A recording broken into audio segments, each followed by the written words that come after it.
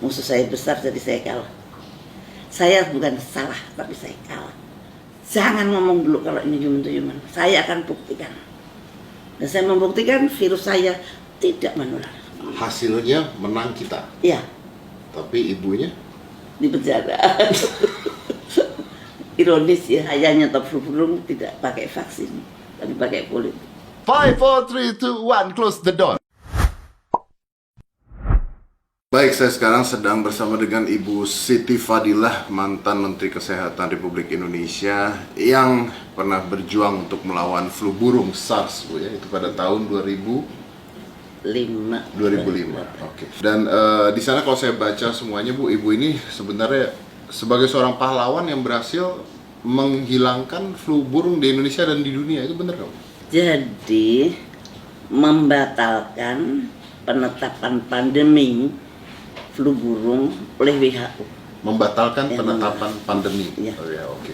Tapi Bu, sebelum ke sana, Bu, Ibu di penjara saat ini. Kebetulan saat ini lagi tidak di penjara, beliau lagi di rumah sakit saat ini karena satu dan dua hal. Tapi Ibu di penjara karena dituduh korupsi sebesar 6 miliar, Bukan. 1,3 miliar. Saya itu tidak menerima sepeser. Betul, tapi Ibu dituduh Ya, korupsi. dituduh yang 6 miliar itu adalah kerugian negara yang dilakukan oleh eselon 2 saya. Dan eselon 2 saya sudah membayar lah dan dia tidak dihukum. Saya dituduh membantu dia, saya dihukum. Dan itu nggak ada bukti, nggak ada saksi. Tidak ada bukti, tidak ada saksi. Jadi pada saat pengadilan? Saat pengadilan itu jaksa penuntut umumnya mengatakan fakta pengadilan kita abaikan. Kemudian hakimnya mengatakan saya memutuskan tanpa bukti, saya tidak perlu bukti. Dan Ibu akhirnya harus dipenjara. Menurut Ibu, Sangat tidak fair. kalau misalnya Ibu tidak bersalah, kenapa Ibu bisa dipenjara? Ya itu, negara kita ini nampaknya tidak berdaulat full, tidak full berdaulat. Nyatanya saya ngerasain sendiri ya, bahwa lembaga hukum kadang-kadang masih dipakai untuk suatu kekuatan tertentu, bisa untuk mengatur orang yang tidak mau diatur, kemudian dicari-cari salahnya, nggak ada salahnya dibikinin perkara. Artinya karena Ibu tidak bisa diatur, Bu, ya? Ya, mungkin saya dikatakan tidak bisa diatur oleh siapa saya nggak tahu, karena kalau saya jadi menteri saya tidak pernah dipecat, jadi Bantimpres saya tidak pernah dipecat, dan saya tidak melakukan sesuatu pun yang berlawanan. Ibu ini kan di mana-mana berita yang tersebar adalah Ibu mengatakan jangan menggunakan vaksin dari Bill Gates. Menurut pengalaman Ibu, kenapa? Ada sesuatu yang aneh gitu untuk saya ya. Saya ikutin Bill Gates ini di forum ekonomi di Davos. Di Davos itu selalu ada forum ekonomi, kalau nggak salah awal tahun itu, awal tahun itu ada suatu forum ekonomi internasional. Di sana Bill Gates menjadi pembicara utama. Dia di situ menggebu-gebu bahwa nanti akan ada pandemi. Ya, saya juga nonton. Nonton. Nah, anehnya dia mempersiapkan vaksin, bahwa selalu pandemik selalu ada vaksin. Kalau pandemik penyelesaiannya pada vaksin. Kenapa nggak pandemiknya yang dihentikan? Kenapa mesti dibikin vaksinnya gitu loh? Mau ya jangan sampai terjadi pandemik. Gitu. Satu, ini kan bukan dokter dia itu. Dia nggak pernah sekolah kedokteran. Kenapa dia begitu fasihnya menganalisa akan terjadi pandemik, menganalisa dunia akan butuh vaksin sekian miliar. Untuk saya itu suatu hal yang tidak masuk di akal saya gitu. Ada apa sih ya? Dia kan pebisnis, dia kan ahli komputer, mungkin dia ahli virus di komputer mungkin dia, tapi kok virus di manusia kan berbeda gitu. Nah itu saya waktu itu tahun 2017 hanya saya kumpulkan saja Nah, begitu terjadi, saya bongkar kemarin. Ibu membongkar ini tahun 2017. 2017 Apa yang dibongkar sama saya ibu? batin doang, tahun 2000 terus saya ikutin, betul nggak ya? Kapan ya ada pandeminya? Kapan ada pandeminya? Dan betul, ternyata ada pandemi betul, yang sebetulnya tidak terlalu berat seperti flu burung. Flu burung itu 1 hari meninggal, 2 hari meninggal. Kalau ini masih banyak hari. Ya, Ibu bukannya pada saat flu burung itu Ibu sempat bersikeras dengan WHO pada saat itu kan? Dan Ibu menang pada saat itu. Iya. Ibu menang dari Iya, WHO. iya. Karena WHO berhasil kita reformasi. Ibu berhasil mereformasi WHO Iya, pada saat itu. iya. Yang tadinya saya pandang bahwa WHO tidak adil terhadap negara-negara yang berkembang seperti kita, dan saya reformasi bahwa kita mempunyai kedudukan yang sama, dan kemudian WHO harus transparan, dan kita mempunyai kedudukan yang sama dengan negara manapun. Tidak ada yang di bawah, tidak ada yang di atas. Kalau sakit, kita semua harus nolong, dan kita semua harus bersama-sama berpikir. Dan Ibu pernah menolak vaksin dari mereka? Iya, tidak ada vaksin untuk flu burung. Tidak ada vaksin untuk flu burung, karena Ibu tolak pada saat itu? Iya. Ibu tolak pada saat Ya, itu? saya membuktikan tidak perlu vaksin. Saya membuktikan bahwa virus flu burung tidak menular. Pada waktu itu WHO sudah berkuar-kuar mengatakan flu burung itu menular, human to human transmission. Sudah masuk CNN, sudah digempurkan kemana-mana, seperti Wuhan. Tapi saya nggak mau. Jangan ngomong dulu kalau ini human to human. Saya akan buktikan. Dan saya membuktikan virus saya tidak menular. Ini gambarnya virus saya, ini bentuk virus saya. Nah itu kemudian, dan saya protes juga ke PBB, sehingga kemudian terus stop. Setelah itu stoplah. Stop vaksin? Ya, stoplah flu burung. Stop flu? Saya nyetop flu burung tidak pakai vaksin, tapi pakai politik. Ibu Ibu menyetop flu burung tidak dengan vaksin tapi dengan politik. Yes. Artinya flu burungnya hilang sendiri. Kalau di ekonomis, saya dikatakan saya adalah menyelesaikan pandemi flu burung dengan transparansi. Kalau Ibu mengatakan seperti itu, artinya flu burung pada saat itu bisa dihentikan karena politik yang Ibu lakukan, artinya bisa diatur kapan berhentinya virus. Tidak. Begini, dia merencanakan ada pandemik. Kemudian saya bisa memotong, no, nggak ada pandemik di sini. Tidak ada human to human transmission. Pandemik itu selalu kalau ada human to human transmission, itu ada pandemi. Iya, betul. Dan pada saat itu vaksinnya mau dibuat dan dijual ke Indonesia. Ya. Dan kalau itu dijual ke Indonesia dengan harga mahal, kita harus ngutang. Kita harus ngutang lagi. Kita harus ngutang untuk membeli vaksin. Yes. Dan Anda menyetop itu tanpa vaksin Indonesia bebas dengan flu burung. Iya, sampai sekarang. Sampai sekarang. Ya. Oke. Apakah Ibu berpikir bahwa coronavirus, disease 19 atau COVID-19 It's something like that. is something like that? Saya bisa lanjut. Hampir sama. Setiap pandemik kemudian munculnya adalah Obat, vaksin dan obat. Apalagi seperti sekarang ini ramai banget kayak pasar malam gitu. Nah, itu bisa ditebak gitu. Bisa ditebak. Kalau orang itu tidak siap sebelum pandemik, semua orang pasti bingung. Oke. Ini ada sekelompok yang malah siap vaksinnya gitu. Nah itu. So you're talking about business. Ya, bisnis. Kalau pandemik itu munculnya adalah bisnis vaksin atau komersialisasi vaksin, maka bisa dipastikan akan terjadi pandemik yang akan datang. Hati-hati. Kalau ada komersialisasi vaksin diperjualbelikan, artinya virus diperjualbelikan, maka pasti si industrialis vaksin ini akan menyusun kekuatan baru untuk mengadakan pandemik Berikutnya. Karena panen, kalau pandemik panen, dan nanti kan dia bikin pandemik terus loh. Ya, ada keuntungannya sama seperti kalau perang kan sebenarnya jual beli senjata dan sebagainya, makanya akhirnya jadi menurut Ibu bahwa ini adalah biowarfare? Ya, tapi saya tidak bisa membuktikan. Tidak bisa membuktikan. Ya. Apakah Ibu merasa bahwa virus ini dibuat oleh sekelompok tertentu? Mungkin saja. Mungkin saja. Mungkin Cina itu korban, Amerika juga korban.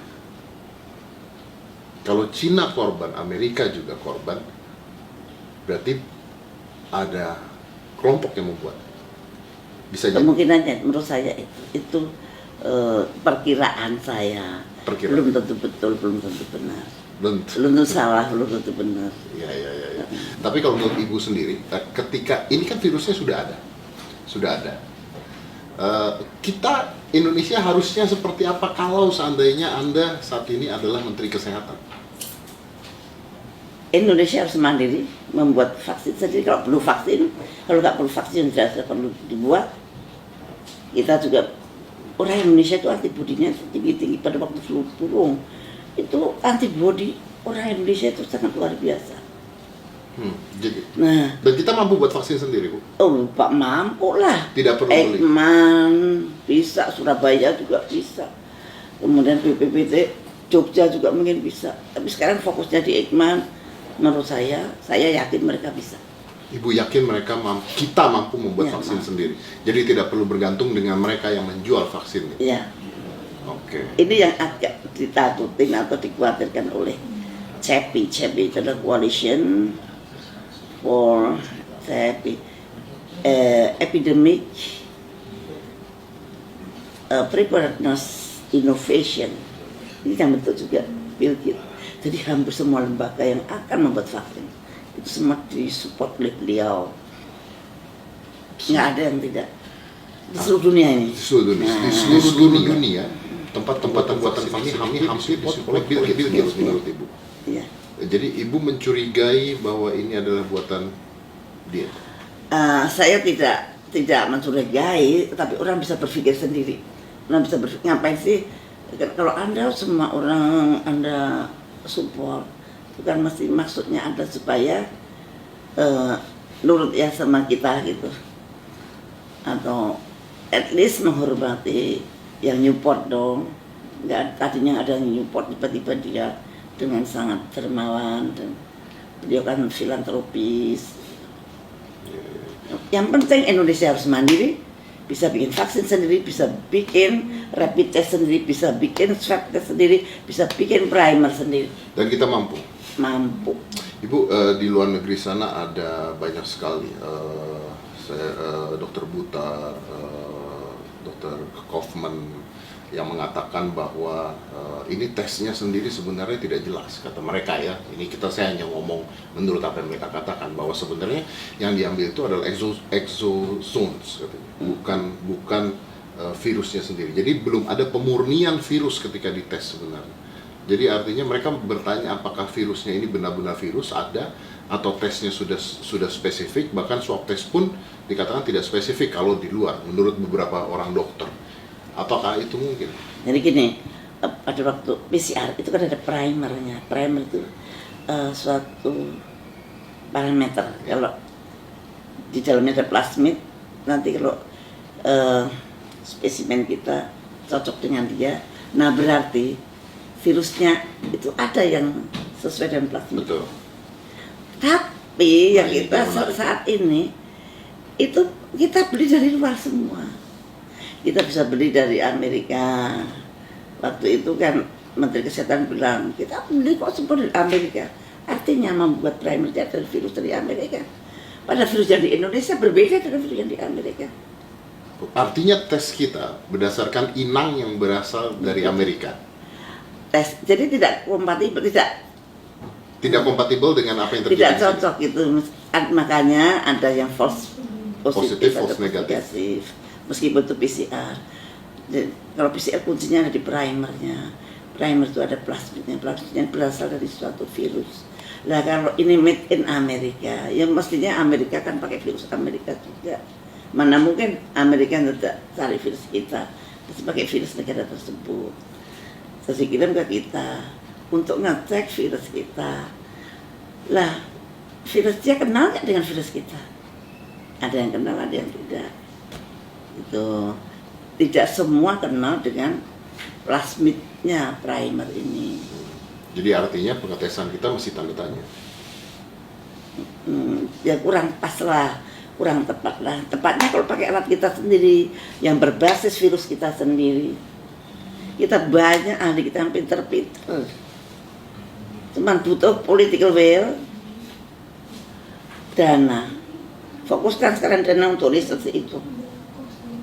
Yang selama ini riset selalu mendapat dana yang kecil, kemudian mengharapkan bantuan dari asing.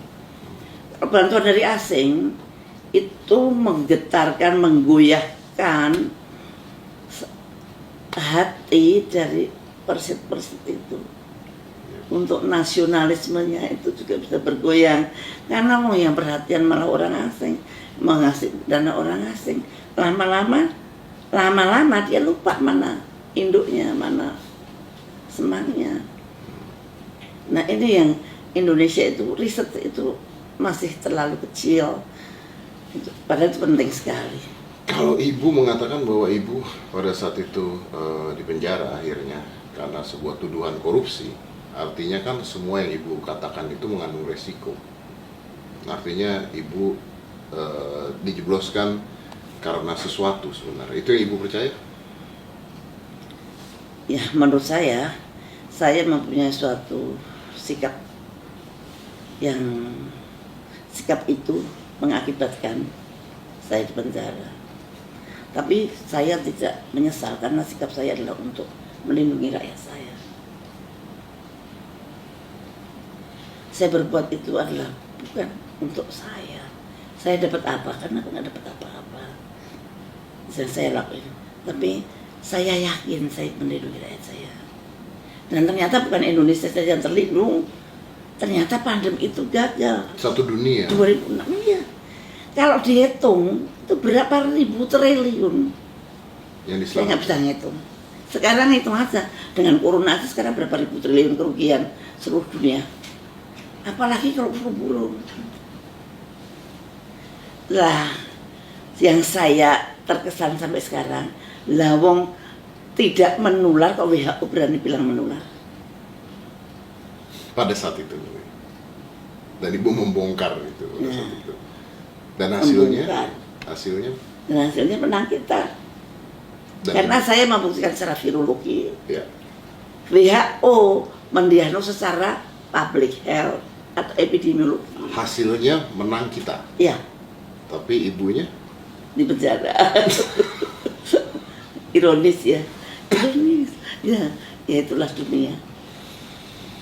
Yang penting adalah niat kita, dan apa yang terjadi itu ya tidak pernah lepas dari kehendak Allah. Tapi kenapa ibu masih berani bicara sekarang? Karena saya baca di media-media ibu masih berani bicara tentang virus ini, ibu masih berani bicara tentang apa yang ibu lakukan. Bahkan saya ada media satu yang bicara tentang ibu dilindungi sniper, dulu tuh ada di media loh.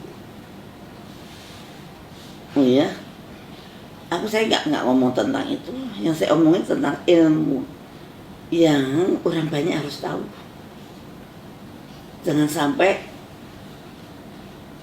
rakyat ini nggak tahu sama sekali. Jadi saya hanya menyampaikan suatu ilmu pengetahuan, dan itu menurut saya wajib. Kalau saya tahu sesuatu yang tidak baik, saya diam saja. Padahal saya tahu, saya diam saja. Tapi kan ibu belajar bahwa ketika ibu bicara pada saat itu, akhirnya menurut ibu, ibu dipenjara. Waktu itu saya bukan hanya bicara ya, saya terlalu berani keluar, berani mengalahkan negara adidaya, itu suatu hal yang impossible sebetulnya. Sampai sekarang juga nggak ada, tapi jangan menggagalkan pandemi itu sampai sekarang nggak ada. Ya baru sekali ini. Baru sekali ya, pandemi gagal karena seorang Ibu Siti Fadila. Tapi walaupun Ibu sekarang ada di penjara, bangganya seperti apa, Bu? Ya, saya seorang Islam. Di dalam Islam itu pilihan Allah itu selalu terbaik. Pilihan Allah adalah yang terbaik. Mungkin kita nggak tahu hikmahnya apa, tapi pasti ada hikmahnya. Mungkin dulu saya baca Qurannya belepotan, setelah di penjara Quran saya jadi lancar, jadi rajin banget baca Quran. Ibu baik-baik aja di penjara? Baik, nggak ada bedanya. Tidak ada bedanya, diperlakukan dengan baik, makan. Oh iya. Dan saya di penjara panggilnya saya Bu Menteri malahan. Panggil Bu Menteri. Padahal udah lama jadi menteri. Saya dengan ketawa. Ini lucu bener. Dan saya sebagai sesepuh di situ ya, sesepuh. Jadi memang sebetulnya kebahagiaan itu ada dalam hati, bukan ada di tempat di mana Anda duduk, bukan ada di tempat Anda berdiri. Tapi kebahagiaan itu ada di dalam hati. Mau di dalam penjara pun kalau kita merasa dekat dengan Allah, merasa dekat dengan Tuhan, dan orang-orang yang kita cintai juga tetap menganggap kita seperti biasa. Tapi pada saat Ibu pertama kali jebloskan penjara, apa Ibu tidak emosi, tidak marah kalau Ibu merasa tidak salah pada saat itu? Ya pastilah itu manusiawi. Tapi saya tahu musuh saya besar, jadi saya kalah. Saya bukan salah, tapi saya kalah. Tapi saya pernah menang.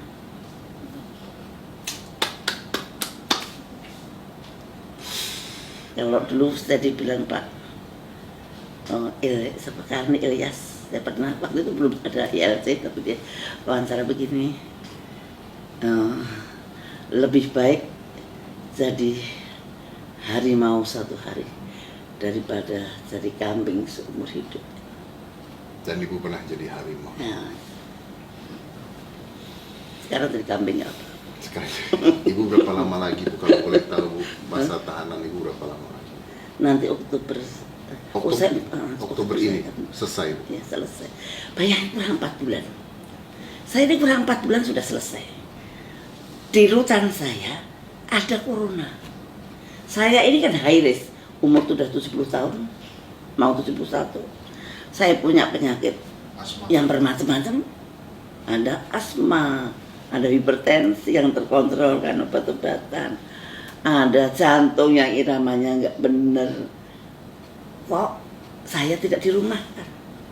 Si mbah-mbah yang saya bilang mbah, padahal dia lebih muda daripada saya, itu semua dipulangkan, dirumahkan. Saya pernah ngomong itu, tapi karena pelaksanaannya adalah siapapun yang tertuduh korupsi tidak bisa di. Ya, itu namanya PP 99. Ya.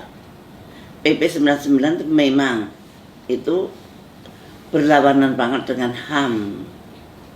Kalau di seluruh dunia semua BPP itu semua napi mempunyai hak yang sama. Ini enggak, tidak mempunyai hak sama, itu korupsi, narkoba, teroris. Nah, yang tiga ini tidak dapat remisi sehari pun. 4 tahun ya 4 tahun. Nah, sekarang ini kurang 4 bulan. PP 99 kan dibuat tidak pada keadaan pandemik. PP 99 kan dibuat pada keadaan normal. Kenapa juga diberlakukan pada keadaan pandemik? Seharusnya enggak dong. Pandemik itu adalah darurat, kegawatan kesehatan masyarakat. Nggak boleh menaruh orang yang high risk di dalam zona, di dalam rutan atau lapas. Ada orang yang setua saya dengan high risk begini, dibiarkan saya di dalam. Melanggar HAM itu. Dan saya heran, takutnya kok takut banget sih sama PP 99, lebih takut PP 99 daripada Tuhan.